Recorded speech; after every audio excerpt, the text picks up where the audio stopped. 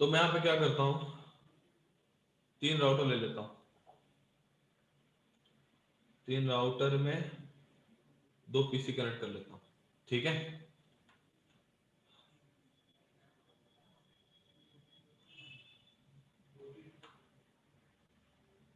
I hope हो जाएगा, done, ठीक है। बस छोटा सा प्रैक्टिकल दिखाने के लिए, ठीक है, ज्यादा उसको लेंथी नहीं बना रहा मैं। यहाँ पे मैं क्या करूंगा, इसमें रेक्टेंगल, फिल कलर,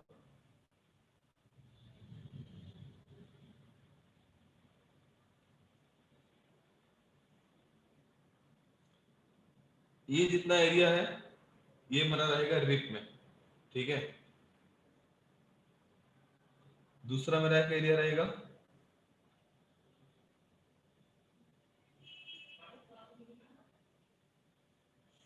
दूसरा वाला जो एरिया रहेगा ये रहेगा ये एजेंट में, ठीक है। इस हिसाब में मुझे एक्टिवेट करना है रिप, इस हिसाब में मुझे एक्टिवेट करना है ये एजेंट, ठीक है। और इनमें क्या करना है, इंफॉर्मेशन को एक दूसरे के बीच में नेगोशिएट करना है, ठीक है। तो मैं पहले आईपी कर देता हूँ नेटवर्क, इस हिसाब से मैं क्या करता हूँ अलर्ट कर देता हूँ। यहाँ पे नेटवर्क ले लेता हूँ 192.168.1.0 जो मेरा लैन का नेटवर्क होगा। दूसरे लैन के ले लेता हूँ 2.0 का, ठीक है। इस बीच इन पे ले लेता हूँ 10.0.0.0/8 का, और इस पे ले लेता हूँ 2.0.0.0/8, ठीक है। तो ये पहला, ओके डन। तो इस हिसाब से मैं क्या करता हूँ आई कर देता हूँ।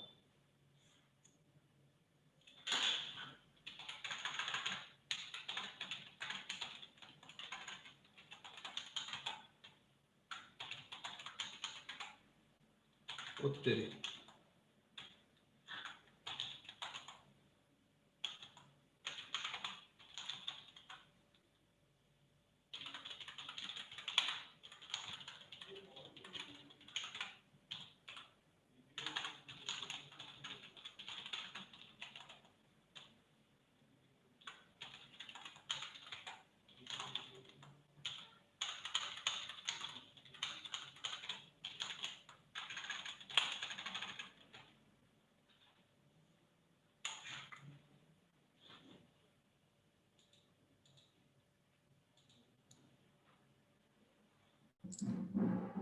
तेरे से रिकॉर्ड नहीं किया क्या? रिकॉर्डिंग चल रहा है शायद, रिकॉर्डिंग ऑन किया है मैंने।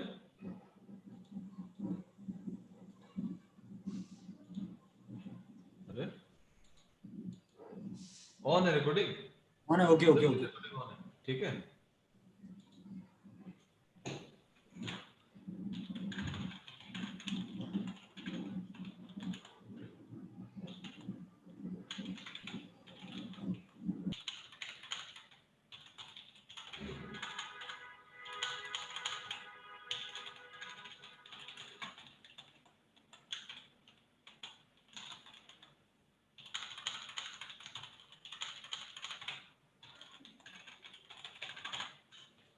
ठीक है, तो अभी मैं आपको अगर राउटिंग टेबल दिखाऊं, मैं पहले आईपी एड्रेसिंग कर लेता हूं, ठीक है, उसके बाद हम आगे का कंटिन्यू करते हैं।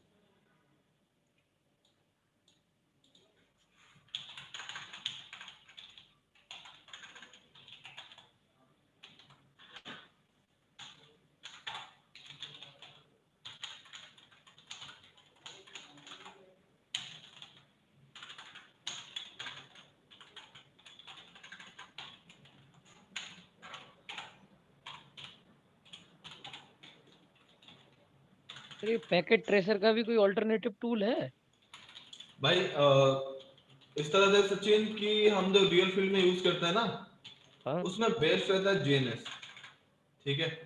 बट जीएनएस थोड़ा जीएनएस। आपको, जीएनएस ग्राफिकल नेटवर्क सिमुलेटर, ये इस तरह का लिजर्ड वाला मार्क होगा उसके लिए, ये वाला, ठीक है।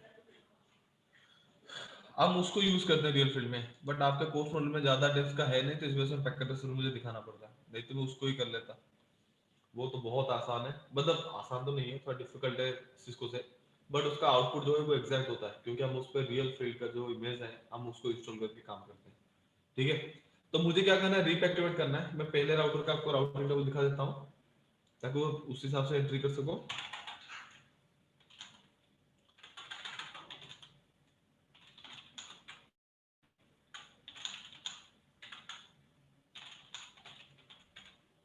यहाँ पे 2 एंट्री है, मैं क्या करूंगा, राउटर रिप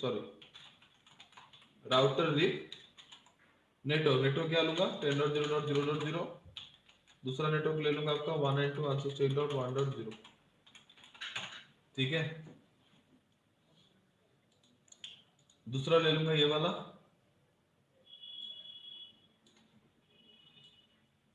ठीक है, इस पे आपको दिखाता हूँ डू शो आईपी राउट 10 है 20 है। ठीक है, बस मुझे यहाँ पर सिर्फ राउटर रिप के अंदर क्या करना है, 10 को एडवर्टाइज करना है। राउटर रिप नेटवर्क 10, 20 को ऐड नहीं करूंगा। ठीक है, तो यहाँ पे अगर आप देखोगे अभी राउटिंग टेबल में आपको एंट्री क्या मिलेगा, वही सेम मिल रहा है। ठीक है, क्यों मिला, क्योंकि ये अपडेट पैकेट उसको फॉरवर्ड नहीं कर रहा, जिसके वजह से इसको क्या नहीं हो रहा, उसको इस पे रिप का पैकेट उसको रिसीव नहीं हो रहा। तो ठीक है, 20 वाला आईपी एड्रेस क्यों नहीं ऐड करेंगे हम इसमें रेप के लिए? 20 वाला काम क्या करेंगे, EIGRP में ऐड करेंगे। ठीक है, router EIGRP autonomous 1 network specify कर दूंगा 20 का। ठीक है, और इस बार अगर क्या करूंगा,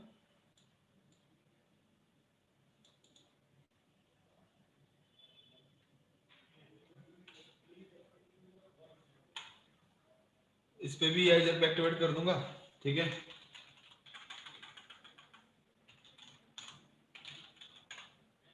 तो इस पे करना है राउटर EIGRP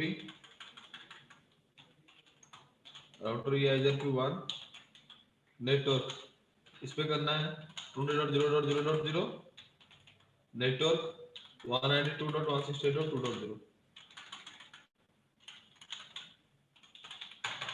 डन।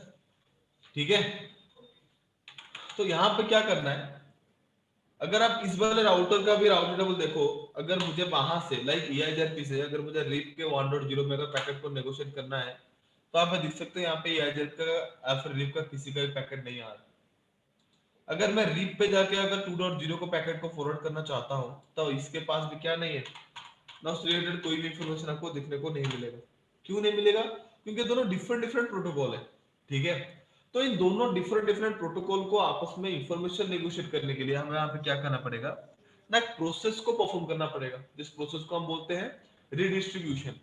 ठीक है, तो राउटर पे रिडिस्ट्रीब्यूशन किस तरह से होगा, देखो पहले मुझे वो वाले राउटर को चूज करना है जिसके ऊपर दोनों राउटर का इंफॉर्मेशन अवेलेबल हो, जो इस बीच वाले राउटर के ऊपर ऑलरेडी अवेलेबल है। ठीक है, तो मैं क्या करूंगा, इस बीच वाले राउटर को ओपन करूंगा। देन इस पे मुझे क्या करना है, कोई सा भी राउटिंग प्रोटोकॉल का पहले चूज कर लो। मैं यहाँ पे चूज कर लेता हूँ राउटर रिप, पहले चूज करता हूँ राउटर EIGRP। इस पे आपको कमांड देना है रिडिस्ट्रीब्यूट। रिडिस्ट्रीब्यूट आप किसको करना चाहते हो, लाइक EIGRP में मर्ज किसना कर, मतलब किसको करना चाहते हो, वो है रिप। उसके बाद आपको यहाँ पे देना है मेट्रिक। जैसे आपको पता था, मैंने आपको EIGRP में ये बताया था कि EIGRP यहाँ पे मेट्रिक को कैलकुलेट करने के लिए 5 वैल्यूज के ऊपर डिपेंडेबल रहता है। नहीं तो 5 वैल्यूज में उसमें क्या क्या वैल्यू रहेगा, पहले उसका एंट्री कर लो। देखो बीच में जो केबल हमने कनेक्ट किया है वो 100 Mbps का है, क्योंकि वो फास्ट इंटरनेट पे, तो 100 Mbps को हमें क्या करना पड़ेगा ना, kbps में कन्वर्ट करके यहाँ पे क्या करना पड़ेगा, एंट्री करना पड़ेगा। तो मैंने यहाँ पे 3 जीरो ऐड कर लिए। ठीक है, तो ये 1 लाख हो गया। उसके बाद डिले, फास्ट इंटरनेट के ऊपर जो डिले होता है वो कांस्टेंट रहता है, वो है 10,000। तो इस वजह से मैं यहाँ पे 10,000 ले लिया। उसके बाद रिलायबिलिटी के लिए वो वहां पे क्या करता है ना, 0 to 255 का एक रेंज यूज करता है। अगर मैं वहां पे 255 ले लेता हूं तो उसका मतलब ये होता है कि वो पर्टिकुलर जो पाथ है वो 100% क्या है, रिलायबल। ठीक है,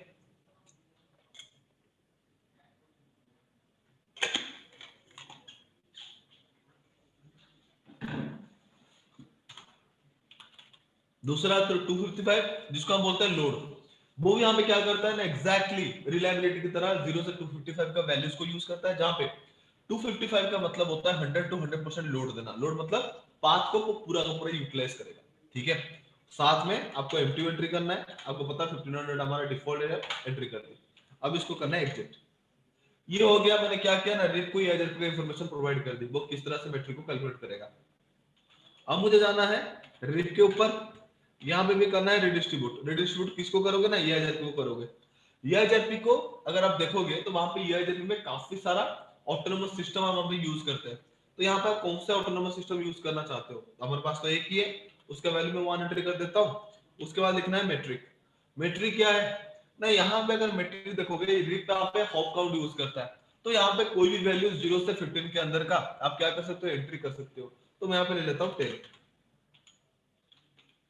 ठीक है, करने के बाद अगर आप इस राउटिंग टेबल, इस राउटर का अगर राउटिंग टेबल देखोगे, इसके पास अभी क्या है, सारे के सारे राउट अवेलेबल है जितने मेरे नेटवर्क में अवेलेबल है। एक उसको रिप पे मिल रहा है, दूसरा उसको EIZRP में मिल रहा है, ठीक है, और बाकी दो उसके खुद के, ठीक है।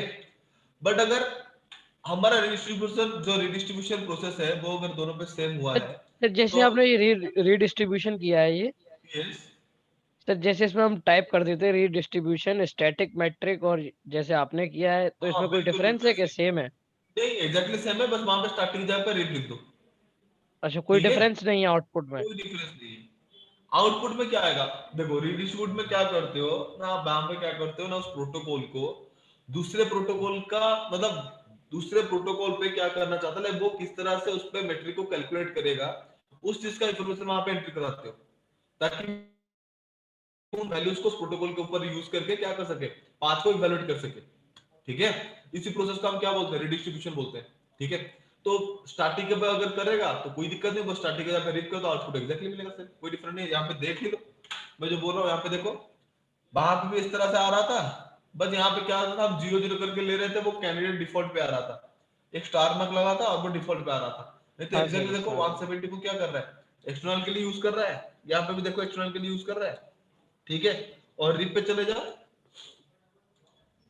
रिप पे चले जाओ, इसके पास भी क्या होगा, नेटवर्क का इंफॉर्मेशन आपको मिल जाएगा देखने में, देख लो, रिप पे मिल गया, 20 का इंफॉर्मेशन मिल गया और इसका ही मिल गया। और यहाँ पे क्या है देखोगे, 120 हमारा क्या है, रिप का आईडी वैल्यू है, वो है। बट यहाँ पे जो 10 दिख रहे हो ना, हमने वो वैल्यू जो वहां पे एंट्री किया था, याद है रिडिस्ट्रीब्यूशन में, मैट्रिक वैल्यू हमने 10 दिया, तब वो इसी को क्या कर लिया, कैरी कर लिया। जबकि ये आइटम भी वहां पे क्या कर रहा है, उन वैल्यूज को उस पर्टिकुलर प्रोटोकॉल के ऊपर रन करके क्या करता है, खुद से एक मैट्रिक वैल्यू इवैल्यूएट करता है, लाइक यू कैन सी। तो ये होता है बस बेसिक डिफरेंस, रिप में सेम टू सेम वैल्यू रहेगा, बट EIZR में हम जब सेपरेट वैल्यू एंट्री करते हैं, उन सारे वैल्यूज को उस पर्टिकुलर राउटिंग प्रोटोकॉल के ऊपर रन करके सोर्स टू डेस्टिनेशन का पाथ क्या करेगा, फाइंड आउट करेगा। और ये रहा आपका प्रोटोकॉल। मैं इस पे क्या करता हूँ, हाइपरलिंक कर देता हूँ 192.168.1.2 192.168.1.1 डन। अगले पे क्लिक करता हूँ, इस पे भी एग्जैक्टली सेम एंट्री कर देता हूँ 192.168.2.2 192.168.2.1 डन। तो ये हो गया। अगर मेरा कॉन्फ़िगरेशन सही हुआ होगा तो 1.0 से 2.0 क्या करेंगे, पिंग करेंगे, देख लो पिंग करके, पिंग 192.168.2.2, एक पैकेट ड्रॉप जाएगा, बाकी सारे पैकेट पिंग हो जाएंगे। देखा पिंग हो गया, यानी कि हमारा इंफॉर्मेशन क्या हो रहा है, प्रॉपर्ली नेगोशिएट हो रहा है दोनों राउटर, दोनों राउटिंग प्रोटोकॉल के बीच में। अगर आप इसको ट्रेस रूट भी करना चाहो तो कर सकते हो, TLC 63 192.168.2.2 पैकेट 1.1, उसके बाद 10.2, उसके बाद 20.2, उसके बाद डेस्टिनेशन पास पहुंच गया। तो इस तरह से आप क्या कर सकते हो, डिस्ट्रीब्यूट परफॉर्म कर सकते हो। जतिन, सचिन, प्रोसेस कहां पे समझ में नहीं आया, बेफिक्र से पूछ सकते हो। यस सर, आ रहा है समझ में। मेनली सर हम इस टोपोलॉजी में मेनली हमने RIP और EIGRP दोनों इस्तेमाल किए हैं। बिल्कुल, क्योंकि नेटवर्क के ऊपर क्या होता है ना, काफी बार हम ऐसा कर लेते हैं कि मल्टीपल राउटिंग प्रोटोकॉल को यूज करते हैं रिक्वायरमेंट फील्ड को देख के, तो उनके बीच भी तो इंफॉर्मेशन मतलब नेगोशिएट होना चाहिए ना। तो तो उस अब पर्टिकुलर यहाँ, टास्क, अब हम यहाँ पर सर यस, मोर देन 15 से ज्यादा राउटर लगा सकते हैं, मीन्स EIGRP अगर यूज हो गया तो? आप EIZR में जितना चाहे उतना लगा लो, कोई दिक्कत नहीं होगा। ठीक है सर। ठीक है, क्योंकि EIGRP का यूज है वो अप टू 232 तक के डिवाइसेस को क्या कर सकता है, सपोर्ट कर सकता है राउटिंग प्रोटोकॉल के अंदर इंफॉर्मेशन को नेगोशिएट करने के लिए। ठीक है, तो उसके अंदर आप करोगे तो कोई दिक्कत नहीं है। ठीक है, बट सर मैं हमने सबसे ये पहले बताऊं, दोनों प्रोटोकॉल यूज किए हैं सर, उससे हमने क्या मेनली आउटकम निकाला? आउटपुट यही है स्पेसिफिकली, लाइक कंपनी के अंदर क्या होता है। ठीक है, हम वहां पे जो सिस्टम्स को यूज करते हैं ना, जो डिप्लॉय करते हैं इस सारे प्रोसेस को, वहां पे क्या होता है, अगर आप देखोगे तो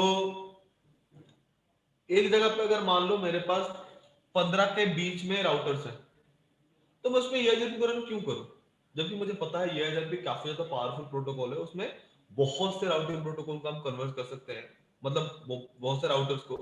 तो हम छोटे टोपोलॉजी के लिए उसको क्यों यूज करें। तो पहले कंपनी क्या करते थे ना, दीप को यूज कर लेते थे, और जहां पे बड़े बड़े डिवाइसेस है, लाइक मैक्सिमम अप टू 200 तक के पास आसपास के डिवाइसेस है, तो वहां पे EIGRP को ये कर देते थे, यूज कर लेते थे। बीच में ये दिक्कत आया कि इन दोनों के बीच में जब इंफॉर्मेशन नेगोशिएट करने की बारी आई, तो उस केस को रिजॉल्व करने के लिए वहां पे क्या किया ना, रिडिस्ट्रीब्यूशन प्रोसेस को डेवलप किया गया, जहां पे डिवाइसेस इफेक्टिवली दो डिफरेंट राउटिंग प्रोटोकॉल्स को यूज करते हुए भी आपस में इंफॉर्मेशन को क्या कर पाते थे, नेगोशिएट कर पाए, जिस वजह से इस कॉन्सेप्ट को डेवलप किया गया। ठीक है, अभी अगर आप देखोगे मेरा अगर पर्टिकुलर टोपोलॉजी है जो कंप्लीटली सिस्को के डिवाइसेस के ऊपर चलता है, तो वहां पे मैं EIGRP को रन कर दूंगा, उसका आउटपुट क्या रहेगा, बेस्ट रहेगा इंडस्ट्री के अंदर। बट अगर मैं बात करूं, मेरे पास एक जगह पे मिक्स्ड है, लाइक सिस्को के भी है, नॉन सिस्को को भी है, तो वहां पे तो EIGRP को रन नहीं कर सकता, उसके लिए मैं वहां पे क्या करूंगा, OSPF को रन करूंगा, जो हमारा ओपन स्टैंडर्ड राउटिंग प्रोटोकॉल है। अगर इनकेस मुझे उन दो बिल्डिंग को आपस में इंफॉर्मेशन को क्या करना है, आपस दो डिफरेंट बिल्डिंग के बीच में नेगोशिएट करना है, उस केस में क्या करेंगे, तो उस केस के में हम क्या करते हैं ना, बीच में एक राउटिंग एक स्पेसिफिक डिवाइस को डिप्लॉय कर ले, एक राउटर को डिप्लॉय करते हैं, उस राउटर पे एक पे EIGRP और दूसरे पे OSPF करेंगे, और उनके बीच में क्या करेंगे, रेडियो को इनेबल कर देंगे, तब उनके बीच में क्या होगा, इंफॉर्मेशन प्रॉपर्ली नेगोशिएट हो जाएगा। तो ये इस तरह से बोल सकते हो कि रिजॉल्विंग सॉल्यूशन है। ठीक है, वो क्या रिजॉल्व किया ना, डिफरेंट राउटिंग प्रोटोकॉल के बीच में पहले कम्युनिकेशन नहीं हो पा रहा था, अभी उनके बीच में इफेक्टिवली कम्युनिकेशन हो रहा है। ठीक है, बस इसी के लिए, और कुछ नहीं। ठीक है, और इसमें क्या होगा ना, सिक्योरिटी आपका एनहांस रहेगा, लाइक अगर कोई बंदा आपका OSPF में है और अगर कोई बंदा EIGRP में है, EIGRP लोकल में जो इन्फॉर्मेशन नेगोशिएट करेगा उसके लिए ID वैल्यू 90 यूज करेगा, और बाहर जो अगर हम भेज रहे हैं तो उसके लिए 170 यूज करेगा। अगर 170 के लिए कोई क्वेरी कर रहा है इंटरनल नेटवर्क के लिए जो 90 पे है, तो उसके लिए कोई रिप्लाई भेजेगा ही नहीं। तो इस तरह के टोपोलॉजी हमारा क्या हो गया, सिक्योर हो गया। तो इस तरह से मतलब वेरियस कॉन्सेप्ट्स वहां पे इन्वॉल्व है, ऐसा नहीं कि कोई पर्टिकुलर कॉन्सेप्ट वाइज वो इस तरह से बना है, वहां पे बहुत से कॉन्सेप्ट्स को आंखों के सामने रख के उसको डेवलप किया गया था। ठीक है, बट फिलहाल ये तक यहां तक चीज समझ में आया, हाँ सर, यहाँ तक ये क्लियर। क्लियर है जतीन, हाँ सर। क्लियर है पक्का। हाँ सर। ओके, तो फिर आगे का स्टार्ट करते हैं। हम्म, आगे अब हम जो डिस्कस करेंगे वो है हमारा OSPF। ठीक है, आज OSPF का थ्योरेटिकल पार्ट हम कवर कर लेते हैं। ठीक है, कल आओगे OSPF का प्रैक्टिकल देखेंगे, साथ में एक्सेस कंट्रोल लिस्ट जो उसका सिक्योरिटी है वो भी हम पढ़ लेंगे। ठीक है, और परसों आपका रहेगा NAT और ACL स्विचिंग तो स्टार्ट। फायरवॉल में होता है शायद। ACL देखो, हमारा जो फायरवॉल होता है वो स्पेसिफिकली एक ऐसा डिवाइस है जो वहां पे पैकेट को फिल्टर करता है। ठीक है, लाइक अगर आप कहीं से मतलब कीचड़ वाला पानी ले आए, ठीक है, अगर आप उनमें से आपको बस क्या छांटना है, जो कंकड़ वगैरह है या फिर जो तैर रहा है उसके ऊपर, उन सबको आपको छांटना है। अब वहां पे क्या करोगे, एक छन्नी से उसको छान लोगे, वो फिल्टर हो गया। जो बड़े साइज के मेटल्स थे, मतलब जो वहां पे उसके ऊपर तैर रहे थे, गंदा वहां में कर रहा था वो मिट्टी वगैरह, वो कुछ हद तक वहां पे क्या हो जाएंगे, छन जाएंगे। छनने के बाद फिर भी वो पानी क्या रहेगा, गंदा ही तो रहेगा ना। उसको और साफ करने के लिए वहां पे क्या करते हो, RO में डाल दो। RO इसको क्या कर लेगा, अच्छे से फिल्टर करके हमें बिल्कुल साफ पानी दे देगा। ठीक है, वैसे ही ACL जो होता है ये हमारा बेसिक कॉन्सेप्ट है। जैसे कि हम एक बार छाने तो हमें पता लगा कि ये काफी हद तक बड़े वाले चीजों को छांट देता है। अगर मुझे और अच्छे से उसको छानना है तो वहां पे मैं क्या करूंगा, छन्नी में मल्टीपल लेयर्स को डिप्लॉय कर दूंगा, तो वहां पे क्या करेगा, छनते छनते छनते छनते आखिरी में मुझे अच्छा वाला पानी मिल जाएगा। इसी कॉन्सेप्ट को अगर आप यहाँ पे देखोगे तो ACL था वो एक स्टेटलेस की तरह काम करता था, यानी कि वो पैकेट को फिल्टर तो करता था बट उसके लिए कोई पर्टिकुलर स्टेट को मेंटेन नहीं करता था। वो सिंपली हम जो पॉलिसीज वहां पे इंप्लीमेंट करेंगे उस पॉलिसीज के हिसाब से पैकेट को फिल्टर कर देगा, ठीक है। बट ये काफी हद तक सिक्योर था बट काफी हद तक इनसिक्योर भी, क्योंकि उसको बाईपास किया जा सकता है, उसका मल्टीपल ट्रिक्स है, मैं आपको प्रैक्टिकल के दौरान भी करके बता दूंगा, ठीक है। उसके लिए हम वहां पे क्या डेवलप किया ना, स्टेटफुल फायरवॉल का हमने डेवलप किया, जहां पे क्या हुआ ना, जो कनेक्शन हम बनाएंगे उसके लिए ACL के ऊपर ही बनेगा, बट वो जो ACL है वो हर कनेक्शन के लिए कनेक्शन टेबल मेंटेन करेगा, और उस कनेक्शन टेबल में जो वैल्यूज होंगे उन्हीं वैल्यूज को लेके वो उसका क्या करेगा, रिप्लाई पैकेट का वर्ड करेगा। अगर उसी इंफॉर्मेशन के साथ उसको रिप्लाई पैकेट मिला तभी वो पैकेट को अलाउ करेगा, नहीं तो वो अलाउ नहीं करेगा। तो हमें तो पता नहीं होगा कि कनेक्शन टेबल में एंट्री क्या है, तो बाहर से अगर हम कोई भी कुछ भी वैल्यू अगर मॉडिफिकेशन करके थ्रो करते हैं तो वहां पे क्या होगा, शायद वो उसको अलाउ कर ले, शायद ना करे, ठीक है। तो इस तरह से क्या हुआ ना, हमारा सिक्योरिटी काफी हद तक एनहांस हो गया। बस इस तरह से बोल सकते हो कि स्टेटफुल में एडवांस वर्जन ऑफ ACL हम वहां पे यूज करते हैं, जबकि राउटर में बेसिक सिक्योरिटी के तौर पे हम वहां पे ACL को यूज करते हैं, दैट्स इट, ठीक है। तो देख लो, मैंने आपको बताया था 3 तारीख तक खत्म हो जाएगा बैच, ठीक है। आज आपका OSPF, कल OSPF आपका प्रैक्टिकल दिखा दूंगा, ठीक है। उसके बाद आपका जो ACL है वो भी हम डिस्कस कर लेंगे। तो अब 2 तारीख को राउटिंग सॉरी जो NAT प्रोसेस है उसको देख लेंगे, और स्विचिंग भी बेसिक लेवल पे खत्म कर लेंगे। 3 तारीख को स्विचिंग के सिक्योरिटीज, ठीक है, जैसे आपका हो गया DSCP spoofing, layer 2 security and all that, बहुत सारी चीज को यहाँ पे डिस्कस करके आपका 3 तारीख पे आपका बैचेस खत्म हो जाएगा, सर ओके। वीलैन नहीं कराते इसमें? वही तो होगा, 2 तारीख पे हम करेंगे ना, वो जो स्विच के बेसिक्स बोल रहा हूँ, उसमें क्या करेंगे, स्विच के टाइप्स पढ़ेंगे, उसके बारे में जानेंगे, उसमें जो जो है लाइक उसके VLANs के काफी सारे प्रोटोकॉल्स हैं, वो मैनेज ट्रंक किस तरह से वगैरह वो होता है, बनाते हैं, बिल्कुल वो सारे चीजें आपको डिस्कस करेंगे, ठीक है। मैंने पढ़े हैं आप वो लोग पहले। थोड़ा, आप भी उस चीज को थोड़ा रिवाइज करना, क्योंकि मुझे आपसे भी कुछ सीखना है, ठीक है। तो थोड़ा बहुत नॉलेज आप भी लेके आना, ठीक है। हाँ सर, नहीं मैंने तो पढ़ी हुई है काफी चीजें इसमें। बस कोई नहीं, तो फिर आपके लिए आसान रहेगा, ठीक है। तो फिर आगे कंटिन्यू करते हैं। यस सर तो आज यस। आप देखते हैं OSPF done.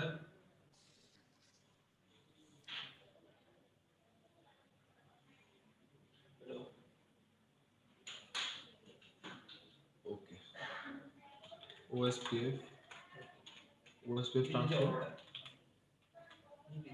open system, open system, sorry, open shortest, open shortest, हाँ। yes, sorry, open shortest path first, okay. Specifically it is an open standard protocol. Open standard means like Cisco के अलावा non Cisco devices के ऊपर भी आप क्या कर सकते हैं, इसको यूज कर सकते हैं, ठीक है। So that's why I am telling it is an open standard protocol, ठीक है। It has two multicast address, two multicast addresses, okay. One is 224.0.0.5 for all OSPF routers. Second one is 224.0.0.6 for DR and BDR routers, okay. Its metric is cost, okay. And to calculate cost it is using a it is following a process. Specifically that process is uh, like for cost it is using a value like uh, reference bandwidth reference bandwidth bandwidth divided by link bandwidth,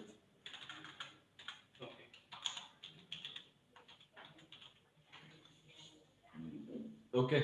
whereas reference bandwidth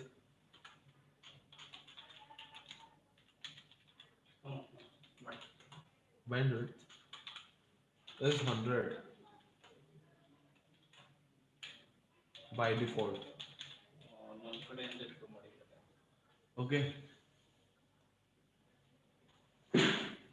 Abbas, sorry, like my volume is slightly higher. Comfortable? Okay, fine. So now you can, sorry, आप ये देख सकते हो कि इसका जो default value है reference bandwidth का वो है 100 बाय डिफॉल्ट. ठीक है, बाय डिफॉल्ट मतलब आप चाहो तो उसको चेंज कर सकते हो. ठीक है, उसके बाद it is a link state routing protocol. Okay, link state routing protocol क्या है ऑलरेडी मैं आपको डिस्कस कर चुका हूं. ठीक है, it is using Dijkstra algorithm to calculate its best path and best path.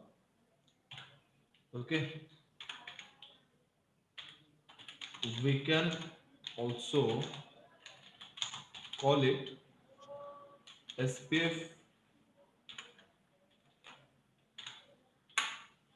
shortest path first. We can also call it SPF algorithm as well. Okay, then so now it has two timers. Hello timer कितना होता है सचिन इसका? 10 second sir. Okay, और इसका hold होता है? Hold sir, hold के बारे में सर इतना याद नहीं है थोड़ा सा. इसका डेड टाइमर है, वो है 40 सेकंड्स. अच्छा, ठीक है, ओके. तो इसमें और कुछ रहा? हाँ, इसका AD value, it's AD value is तो 10. It's AD value is 110. ये कुछ बेसिक इंफॉर्मेशन है आपको ओएसपीएफ के बारे में. पहले मैंने क्या लिखा? It is an open shortest path first. Like ये इसका टिपिकल नेम है. एक्चुअली उसमें जो एसपीएफ होता है वो उसका टिपिकल एल्गोरिथम है जिसको वो यूज करता है डिवाइस के ऊपर बेस्ट पाथ फाइंड आउट करने के लिए. ठीक है, और ये ओपन स्टैंडर्ड है, इस वजह से ओपन और एसपीएफ एल्गोरिथम को यूज करता है. इन दोनों को मिला के वहां पे ओएसपीएफ को बनाया गया था. ठीक है, उसके बाद है आपका it is an open standard protocol. बता दिया मैंने आपको. ये दो तरह के मल्टीकास्ट को यूज करता है.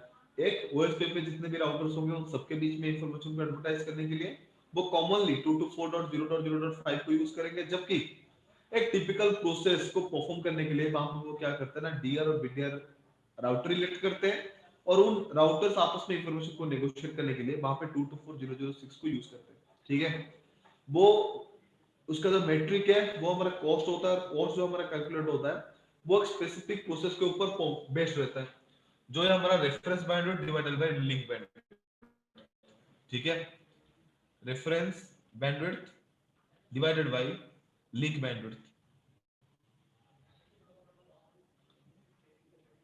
बैंडविड्थ और जो डिफॉल्ट वैल्यू रहता है वो रहता है 100. ठीक है, रेफरेंस बैंडविड्थ का. अगर मैं यहाँ पे आपको इथरनेट की बात करूं, उसका स्पीड कितना रहेगा? लिंक बैंडविड्थ पे 10 रहेगा और ये एमबीपीएस में रहता है. ठीक है, तो आउटपुट मुझे कितना मिलेगा? 10.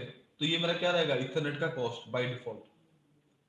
फास्ट इथरनेट की बात करूं तो वहां पे क्या रहेगा? 100/100 कॉस्ट कितना आएगा? 1. ये बाय डिफॉल्ट है. अगर मैं गीगा की बात करूं तो वहां पे 100/1000 आउटपुट आएगा 0.1. ठीक है, 0.1 और ये 1 होता है 1. ये इसको 1 ही कंसीडर करता है, पॉइंट वैल्यू इसको वो कंसीडर नहीं करता. तो इस जगह पर अगर आप देखोगे मेरा नेटवर्क के ऊपर अगर फास्ट इथरनेट और गीगा इथरनेट दोनों लिंक अवेलेबल है तो वो दोनों को क्या करता है? इक्वल एजम्पशन लेता है. लाइक वो दोनों वैल्यू इक्वल है, जबकि गीगा पे comparison with fast Ethernet 10 times faster data transmission होता है. तो उस पर्टिकुलर टाइम पे हम क्या करेंगे ना, हमारा जो रेफरेंस बैंडविड्थ 100 है उसको इंक्रीज करके 1000 बना देंगे। तो वहां पे अगर मान लो मैं उसको इंक्रीज करके यहाँ पे रेफरेंस बैंड जो बैंडविड्थ है उसको मैंने क्या कर दिया, सॉरी रेफरेंस बैंडविड्थ को मैंने क्या कर दिया 1000 कर दी।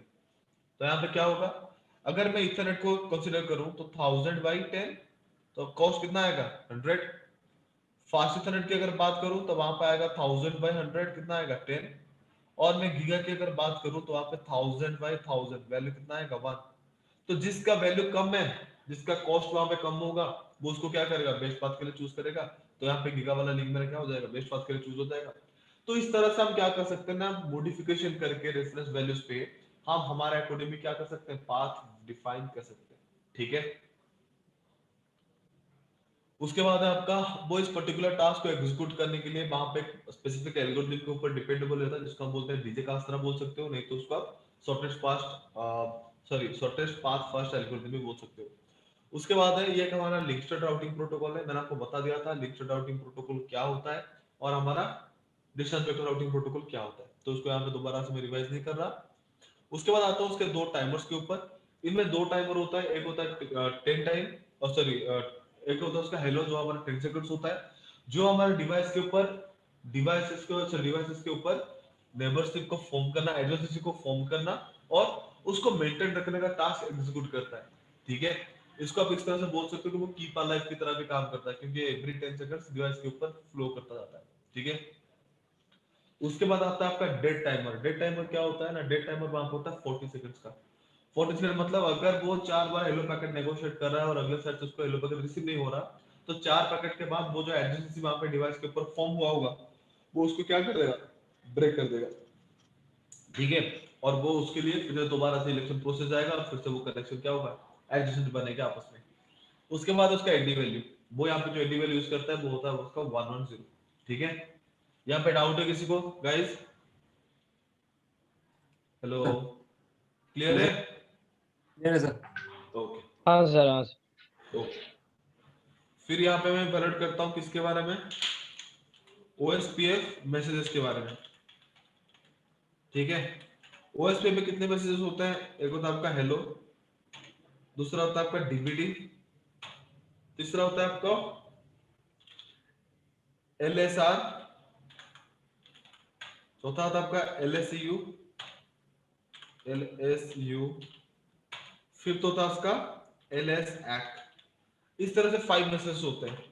हेलो मैंने ऑलरेडी आपको बता रखा था, हेलो वहां पे क्या करता है ना, हेलो हमारा वहां पे डिवाइस के ऊपर एड्रेसेस को फॉर्म करना और उसको मेंटेन रखने का काम करता है। इसको हम कीप अलाइव मैसेज भी बोलते हैं, क्योंकि वो वहां पे क्या करेगा, एवरी 10 सेकंड्स को एक दूसरे के बीच में नेगोशिएट होके वो कनेक्टिविटी को, जो कनेक्टिविटी का स्टेट होता है वो चेक करते रहते हैं, वेदर इट इज एक्टिव और नॉट। दूसरा होता है आपका DBD. DBD stands for database database description. ठीक है, डेटाबेस डिस्क्रिप्शन का मतलब क्या होता है, just like the update packet in EIGRP, like हमारा राउटिंग का इंफॉर्मेशन वो इसी के थ्रू क्या करेगा, डिवाइस के ऊपर शेयर करेगा। उसके बाद होता है आपका क्या, एलएसआर, जो होता है हमारा लिंक स्टेट रिक्वेस्ट। उसके बाद आता है एलएसयू, जो होता है हमारा लिंक स्टेट अपडेट। उसके बाद होता है आपका एलएस एक्ट, जो होता है हमारा लिंक स्टेट एक्नॉलेजमेंट। इस तरह से 3 मैसेजेस होते हैं। लिंक स्टेट का मतलब क्या होता है ना, देखो राउटर में डिवाइसेस क्या करते हैं ना, जो एडवर्टाइजिंग पैकेट जनरेट करते हैं वो पर्टिकुलरली लिंक के ऊपर डिपेंडेबल रहता है। ठीक है, और वो लिंक के थ्रू ही आपस में क्या करते हैं, शेयर करते हैं। तो वो जो एडवर्टाइजिंग पैकेट लिंक के ऊपर शेयर होता है उसका हम बोलते हैं लिंक स्टेट एडवर्टाइजिंग पैकेट्स। तो उनके काफी सारे स्टेट्स हैं, अगर वो रिक्वेस्ट के केस में यूज होता है तो उनको हम लिंक स्टेट रिक्वेस्ट बोलते हैं। अगर वो अपडेट पैकेट को लिए यूज होता है, कोई पर्टिकुलर राउट को अगर इंफॉर्मेशन कैरी करता है उस राउट को अपडेट करने के लिए, तो हम उसको एलएसयू बोलते हैं। और वहां पे एक्नॉलेजमेंट की केस करें तो उसको हम एलएस एक्ट बोलते हैं। तो स्पेसिफिकली जो लिंक के स्टेट होते हैं उन चीजों को हम जिस तरह से आपस में नेगोशिएट करते हैं, हर एक चीज को आइडेंटिफाई करने के लिए हम इसको इस तरह से वेरियस नेम पे यूज करते हैं। ठीक है, उसके बाद अगर बताऊं आपको,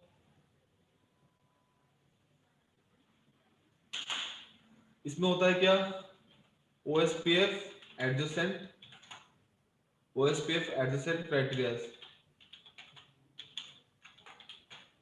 इसमें क्या होना चाहिए? पहला होना चाहिए आपका एरिया। पहले आपको कुछ चीजें और बता देता हूं, उसके बाद इसको बताएंगे, ठीक है। इसमें क्या होता है ना, OSPF एरिया, OSPF में काफी सारे एरियाज होते हैं।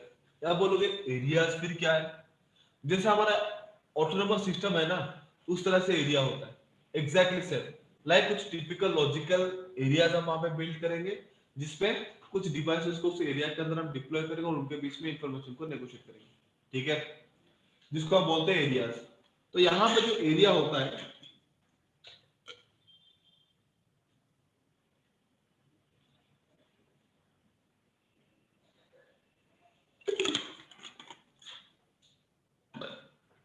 तो यहाँ पे जो एरिया होता है, like it is similar to AS, ठीक है। It is of 16 bits. 16 bits मतलब 1 से लेके 65535, ठीक है। इट इज, सॉरी, इसका लिख देता हूं टाइप्स, एरिया टाइप्स, ठीक है। तो एरिया टाइप्स इसका क्या है ना, एरिया टाइप्स उसमें मल्टीपल एरियाज है। एक होता है हमारा एरिया 0, और इसको हम बोलते हैं बैकबोन एरिया, ठीक है। लाइक द एरिया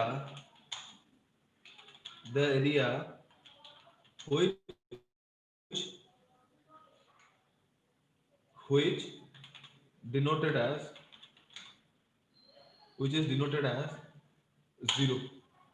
लाइक जिस एरिया को हम 0 के हिसाब से डिनोट करेंगे, लाइक 0 नंबर को यूज करके उसको आइडेंटिफाई करेंगे, तो उस पर्टिकुलर एरिया को हम क्या बोलेंगे ना, एरिया 0, या फिर उसको हम बैकबोन एरिया भी बोल सकते हैं, ठीक है।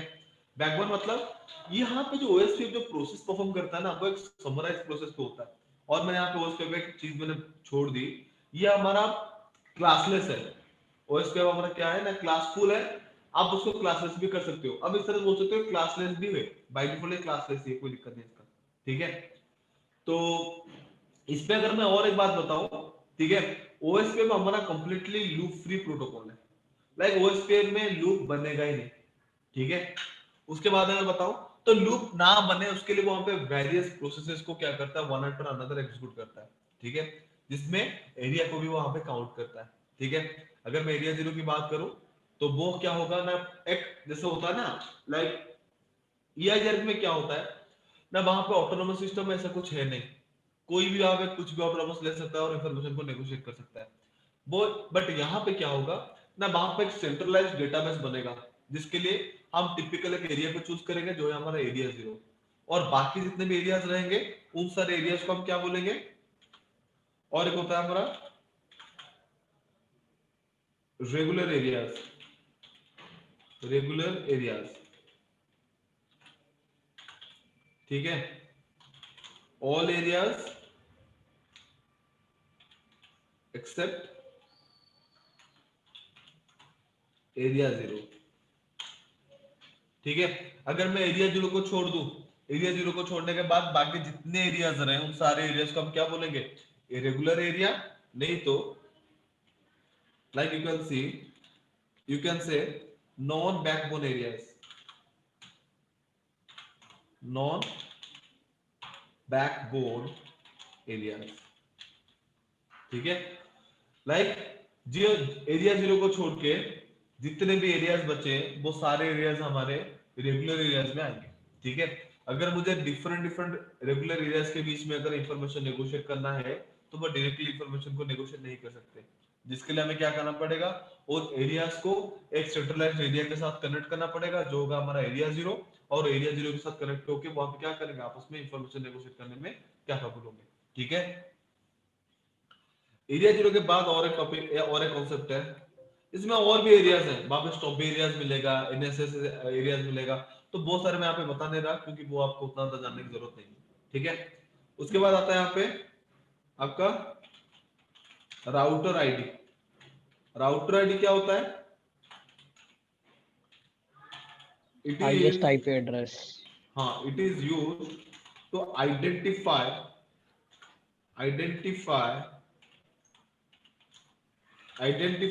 a router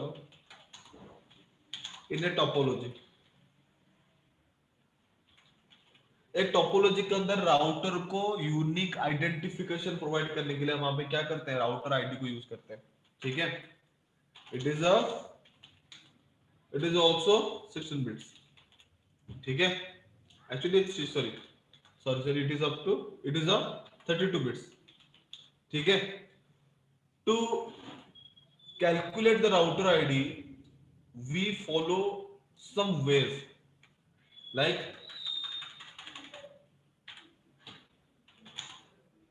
to define router ID over a router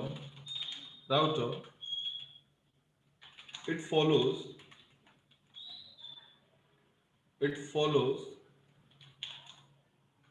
some rules, okay. पहला रूल क्या है?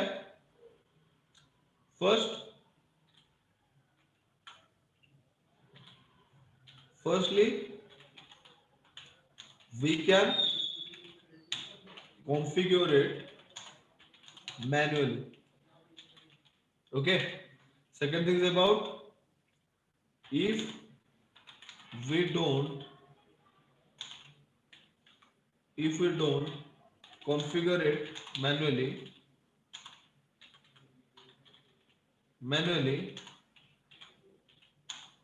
then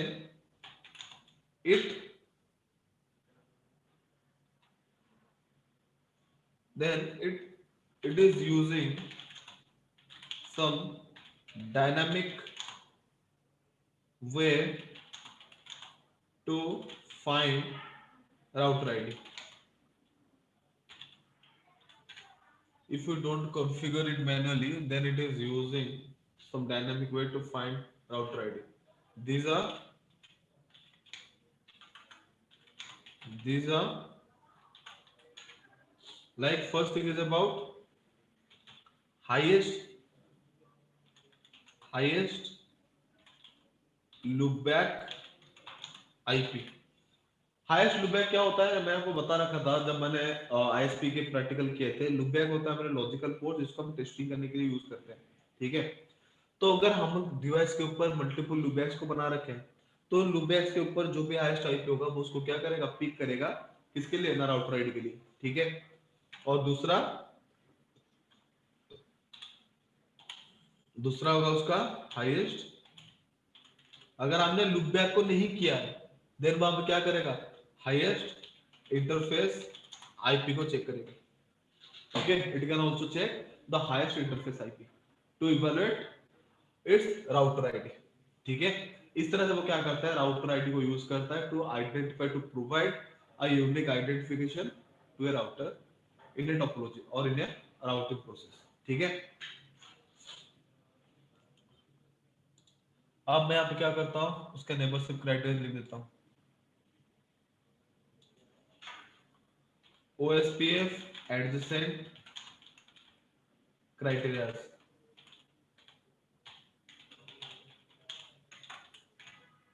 क्या क्या है, area must be same, router ID must be unique, okay. और तीसरा बताऊं, तीसरा इसमें क्या रहेगा, हाँ, हेलो एंड डे टाइमर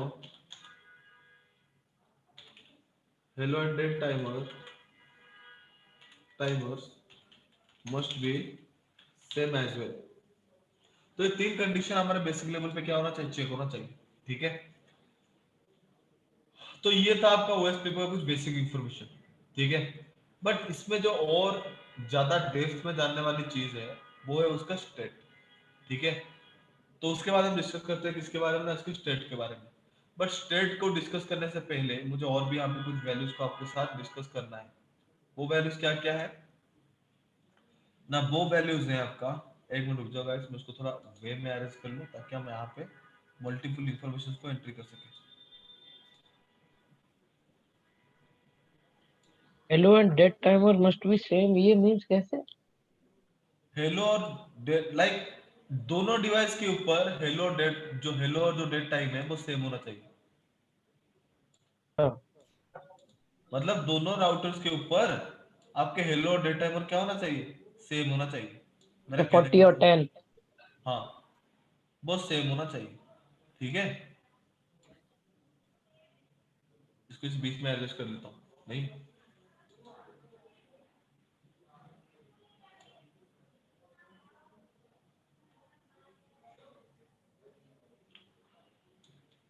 ठीक है।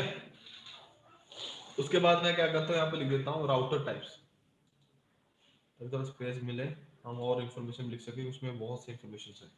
ठीक है, तो इसमें कर देता हूँ router types, router types in OSPF, in OSPF.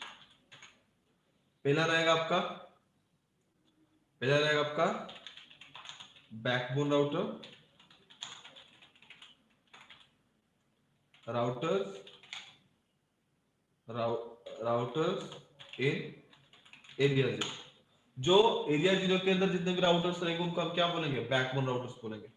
ठीक है, दूसरा रहेगा आपका रेगुलर राउटर, और आप उसको क्या बोल सकते हो, नॉन बैकबोन राउटर से बोल सकते हो।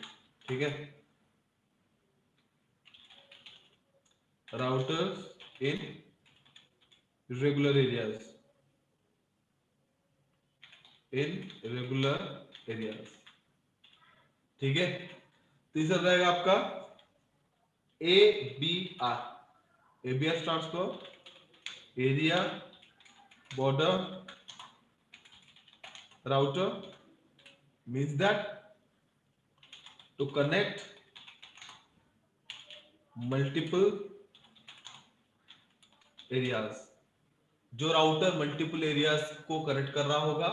ठीक है, sorry, multiple to connect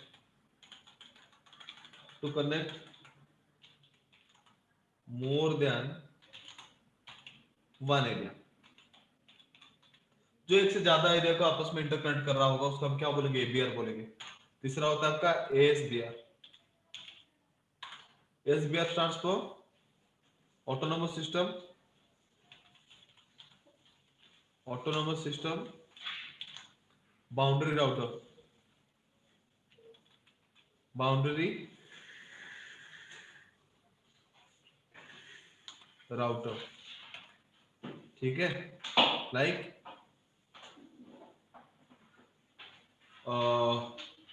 to connect more than one routing, more than one routing protocol। ठीक है,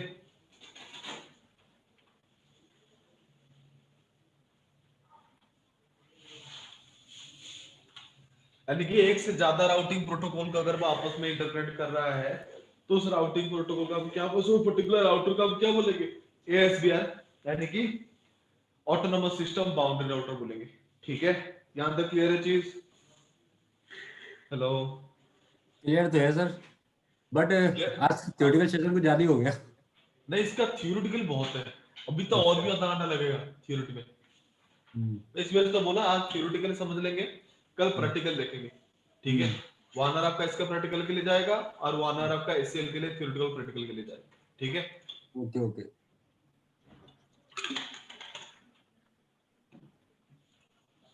उसके बाद मैं इसको भी थोड़ा हाईलाइट कर लेता हूं।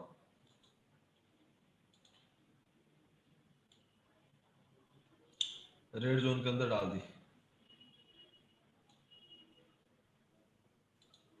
ग्रीन जोन सही है, सेफ जोन। ठीक है, तो ये था उसका राउटर टाइप्स। अगर मैं आप यहाँ पे और बात बताऊं ये ASBR मींस वो राउटर है जो मल्टीपल जो प्रोटोकॉल यूज कर रहे हैं प्रोटोकॉल लाइक को, रेप हाँ और IGRP, नहीं नहीं नहीं, अगर OSPF। हाँ इस राउटर का मतलब कोई राउटर का एक इंटरफेस ओएसपीएफ के अंदर दूसरे इंटरफेसेस दूसरे राउटिंग प्रोटोकॉल के साथ अगर इंटरकनेक्ट है उसको हम क्या बोलेंगे, एएसबीआर राउटर बोलेंगे। ठीक है। तो जैसे अभी हमने जो प्रैक्टिकल किया था वो इसमें एग्जांपल ले सकते हैं। और उस पे लोगे तो मान लो एक पे मैंने ओएसपीएफ को इनेबल कर रखा है, अगले साइड पे ईएसआर को इनेबल कर रखा है। हाँ तो जब उस राउटर के ऊपर हम रिडिस्ट्रीब्यूशन करेंगे तो वो राउटर मेरा क्या बनेगा, एएसबीआर राउटर बनेगा। तो हाँ, वही वही ओएसपीएफ कह हमारा रहा हूँ। एक ऑटोनोमस है, ईएसआर पे हमारा एक ऑटोनोमस है। ठीक है। ठीक है सर। दूसरा होता है उसका क्या, उसमें और क्या रह गया, एक मिनट टाइम दो। इसमें और मेन क्या रह गया, इसका तो स्टेट्स है, स्टेट तो मेन है वो तो बताऊंगा। हाँ देखा, मैं और एक चीज भूल रहा था, इसको यहीं पे लिख देता हूँ। ठीक है, उसको यहीं पे लिख देता हूँ।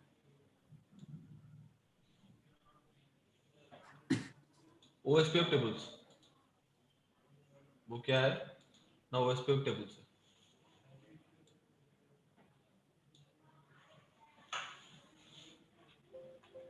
Okay, OSPF tables. ओके,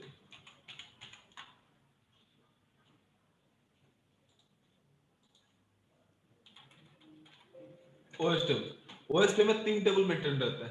ठीक है, तीन टेबल्स में से क्या क्या है टेबल, एक है आपका neighbour table, neighbour table to store neighbour information.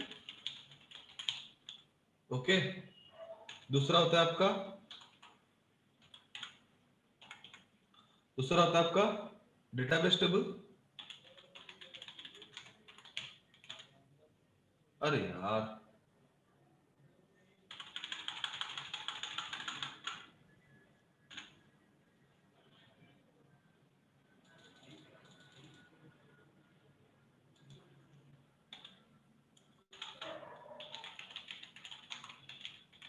Database table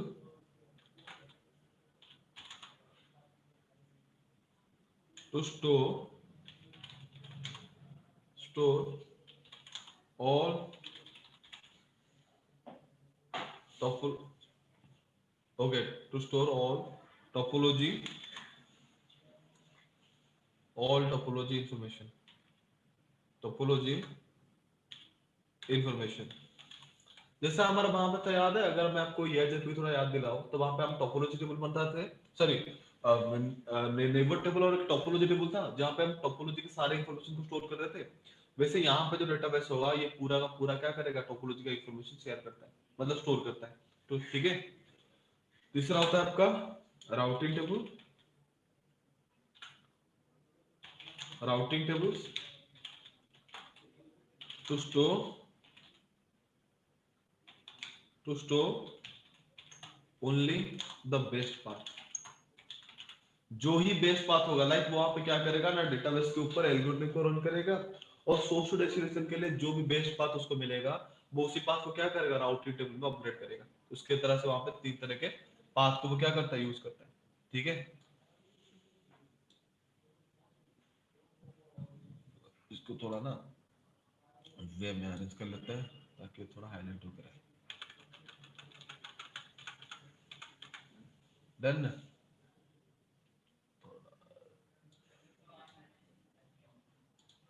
ठीक है, और यहाँ पे हम डिस्कस करेंगे किसके बारे में, यहाँ पे हम डिस्कस करेंगे ओएसपीएफ के स्टेट्स के बारे में। ठीक है, ओएसपीएफ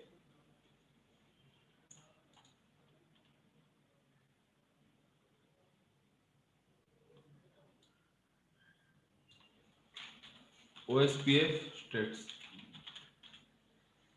इसके बाद आपका ओएसपीएफ का पूरा पूरा थियोरेटिकल कॉन्सेप्ट, और मैं आपको ज्यादा पढ़ाऊंगा नहीं। वहाँ पे एलएसएस भी होते हैं, एलएसएस के टाइप्स होते हैं, वहाँ पे डिस्कस करना कि जो एडवर्टाइजिंग पैकेट्स डिवाइसेस जनरेट करते हैं उसको हम एलएसए बोलते हैं। मैंने आपको बता रखा है एलएसएस क्या होता है, लिंक स्टेट एडवर्टाइजिंग पैकेट्स क्या होता है। तो उनके कुछ टाइप्स होते हैं। ठीक है, तो स्पेसिफिकली 1 से लेकर 5 मैं सेक्शन में पढ़ाता हूँ। बट यहाँ पे वो चीज अभी स्किप कर दूंगा, ठीक है।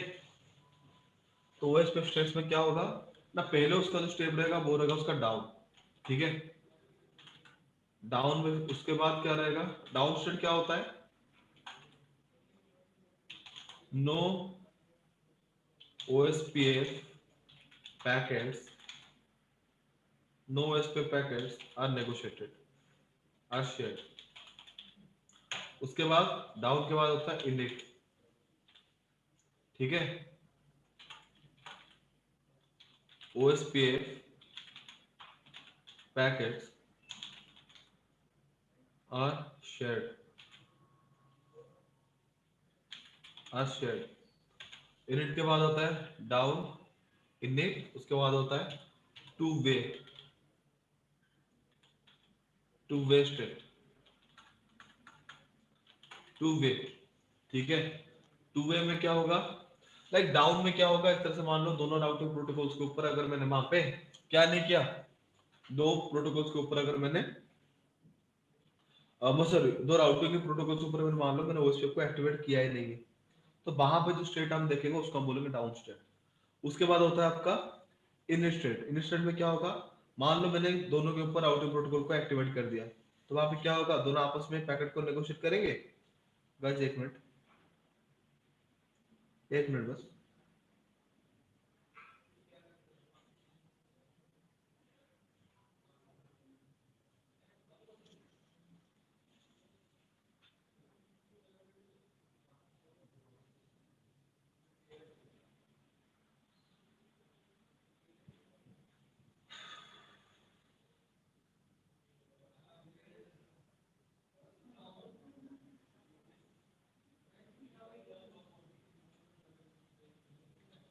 Guys just 1 minute.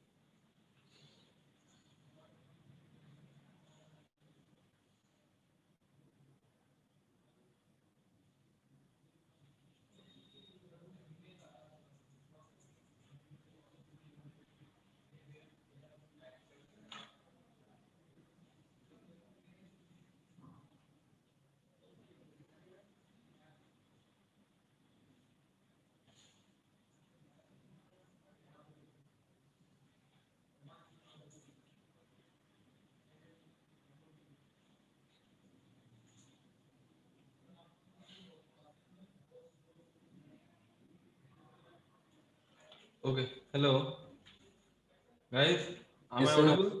या यस सर। देखो, तो अगर मैं बात करूं यहाँ पे 2A के बारे में, देखो इनिट्स में क्या होगा, दोनों के ऊपर हम राउटिंग प्रोटोकॉल को एक्टिवेट किया और वापस में पैकेट को नेगोशिएट कर रहे हैं, उस प्रोसेस को हम बोलेंगे इनिट स्टेट। दूसरे में स्टेप 2 में क्या होगा ना, जब उनके बीच में कम्युनिकेशन एस्टेब्लिश हो गया, ठीक है, उसके बाद वहां पे क्या करेंगे ना, एक प्रोसेस को वो परफॉर्म करेंगे जिसको हम बोलते हैं डीआर एंड बीडीआर प्रोसेस, ठीक है। बस यहाँ पे शॉर्ट फॉर्म में लिख देता हूँ, D R and BDR process dot process process taken by routers,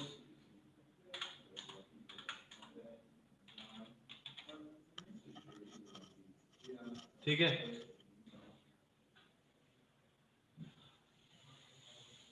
तो मैं अगर बता दूं डीआर बीडीआर इलेक्शन प्रोसेस क्या होता है ना, जब इनके बीच में पैकेट को नेगोशिएट होगा तो वहां पे देख लो, अगर मैं एक ब्रॉडकास्ट पैकेट की अगर बात करूं, लाइक ब्रॉडकास्ट डोमेन का अगर एग्जांपल दूं, लाइक एक मान लो स्विच है, उसके साथ मल्टीपल राउटर्स आपस में इंटरकनेक्ट है, तो एक ही ब्रॉडकास्ट नेटवर्क के अंदर वहां पे क्या हुआ है, मल्टीपल राउटर्स इंटरकनेक्ट है।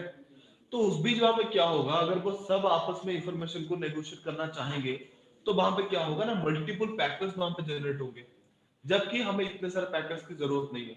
अब इस तरह से बोल सकते हो, ठीक है, कि हमारा जो एडजेसेंट पैकेट्स होते हैं, उन पैकेट्स को मिनिमाइज करने के लिए उस पैकेट को थोड़ा एक लाइक उतना ज्यादा हमें रिक्वायर्ड है ही नहीं, तो खाम का उतना ज्यादा पैकेट्स हम वहां पे जनरेट करके बैंडविड्थ को वेस्ट क्यों करें।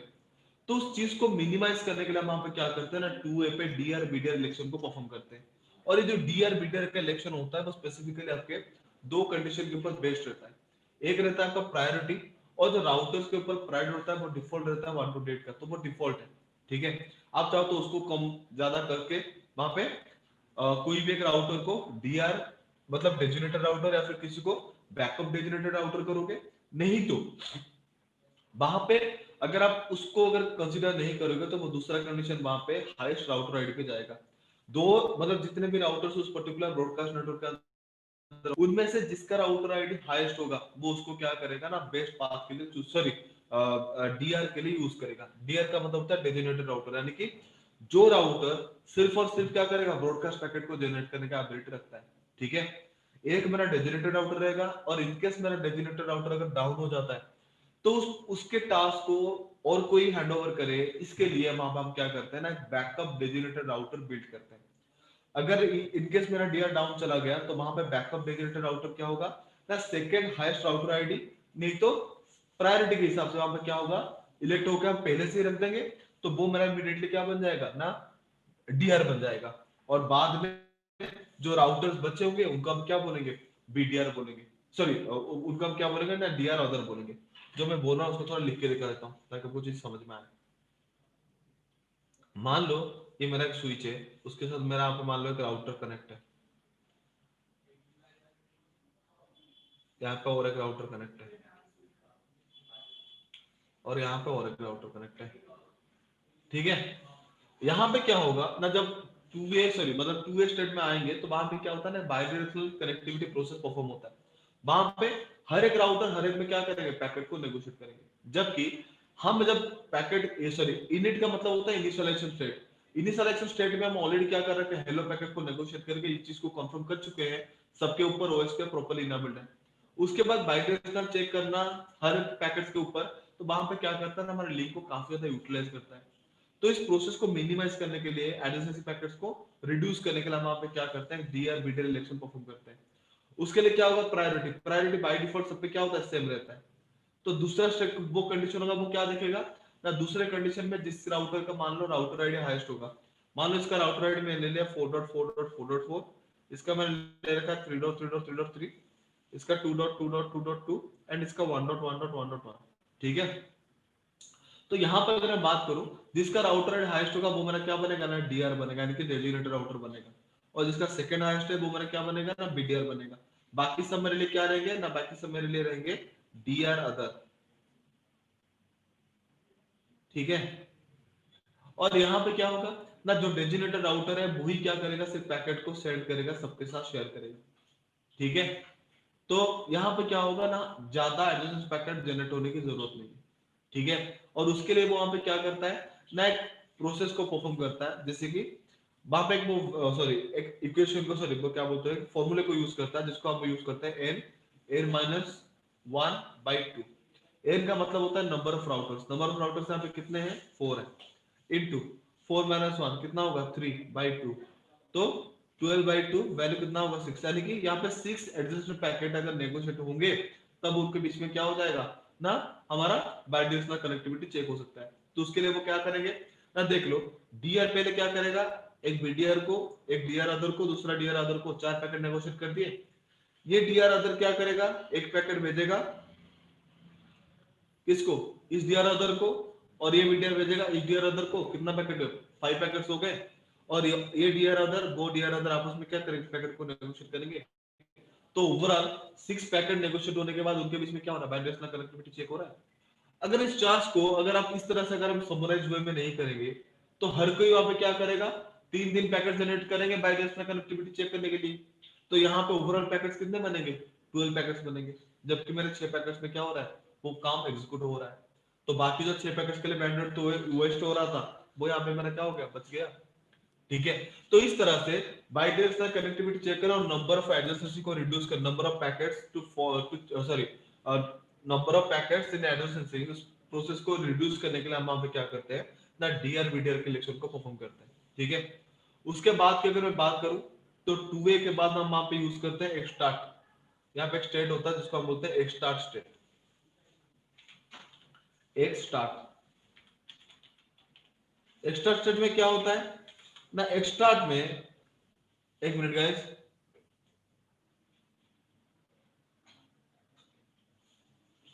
एक्स्ट्रा स्टेट में भी यहाँ पे हमारा क्या होगा ना कि इलेक्शन प्रोसेस यहाँ पे परफॉर्म होगा, जिसको हम बोलते हैं master and slave election. Master and slave elections election are done. Master slave election क्या होता है ना, यहाँ पे एडिशन से हमारा चेक हो गया, उसके बाद वहां पे क्या होगा ना, मास्टर और स्लेव इलेक्शन होगा। इसका मतलब क्या है ना, कौन सा राउटर पहले वो डेटाबेस इंफॉर्मेशन मेरे साथ शेयर करेगा, उसके लिए वहां पे क्या करता है ना, एक्सक्यूज मी दोबारा सर, से। यस। ये सर ये स्लेव वगैरह है सर, मुझे ऐसा याद है मैं सर ब्लूटूथ वगैरह में पढ़े हैं हम्म। ये सर वही चीज है क्या सर? स्लेव मास्टर ये सब ब्लूटूथ में पढ़े हैं मेनली मैंने। नहीं नहीं नहीं, यहाँ पे क्या होता है ना, देखो एक प्रोसेस तो होगा हमारा डीआर बीडीआर हमारे किसके लिए, एडजेसेंट पैकेट को रिड्यूस करने के लिए। दूसरा जो वहां पर रहेगा वो रहेगा एक्सट्रैक्ट। एक्सट्रैक्ट क्या करेगा, देखो यहाँ पे प्रायोरिटी का कोई काम नहीं है, ठीक है। यहाँ पे वो क्या करते हैं ना, यहाँ पे वो क्या करते हैं ना, एक मास्टर स्लेव इलेक्शन को परफॉर्म करने के लिए वो वहां पे यूज करते हैं हाईएस्ट राउटर आईडी, और हाईएस्ट राउटर आईडी के बेसिस पे वहां पे मास्टर इलेक्ट होगा, दूसरा स्लेव इलेक्ट होगा, ठीक है। तो मास्टर पे क्या बनता है, मान लो ये इसका मैंने लिया था 4.4.4.4, ये मेरे लिए क्या बन जाएगा ना, मास्टर बन जाएगा। तो मास्टर ही वहां पे क्या कर पाएगा, अपडेट पैकेट सबके साथ शेयर करेगा, ठीक है। इस प्रोसेस का हम यहाँ पे क्या बोलते हैं, वो बड़े बड़े कप में देखो ना, तेरे लिए रखा है। कप खत्म हो जाए वो कप सेट करके वहां पे दे देना। क्यों क्यों, कप पूरे हो गए तो मैं इसलिए ठीक है। तो दो मट्टी ले बस। तो अगर मैं मास्टर स्लेव की यहाँ पे बात करूं, तो यहाँ पे मास्टर स्लेव इस वजह से होता है कि कोई भी राउटर, जो राउटर अगर वहां पे मास्टर बनेगा, ठीक है, मास्टर अगर बनेगा, ठीक है, तो जो मास्टर बनेगा वो सिर्फ क्या करता है ना, डेटाबेस शेयर करने का एबिलिटी रखता है। यानी कि मास्टर सबको क्या करेगा, ये मेरा मास्टर इलेक्ट हो गया, बाकी सब मेरे क्या रहेंगे, स्लेव रहेंगे। उसके बाद यहाँ पे और एक स्टेप हमारा परफॉर्म होता है, जिसको हम बोलते हैं एक्सचेंज। एक्सचेंज में क्या होगा, डीबीडी शेयर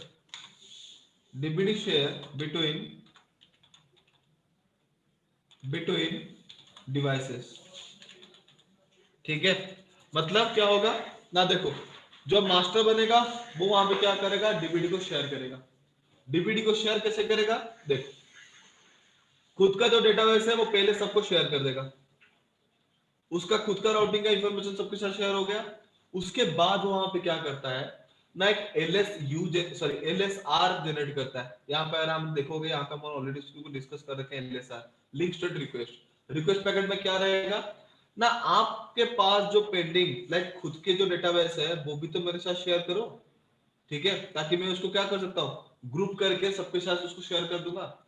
जब सबके पास रिक्वेस्ट आएगा, सब क्या करेंगे, एलएसयू भेजेंगे, यानी कि सबका खुद का जो डेटाबेस है वो क्या करेंगे, मास्टर को अपडेट कराएंगे।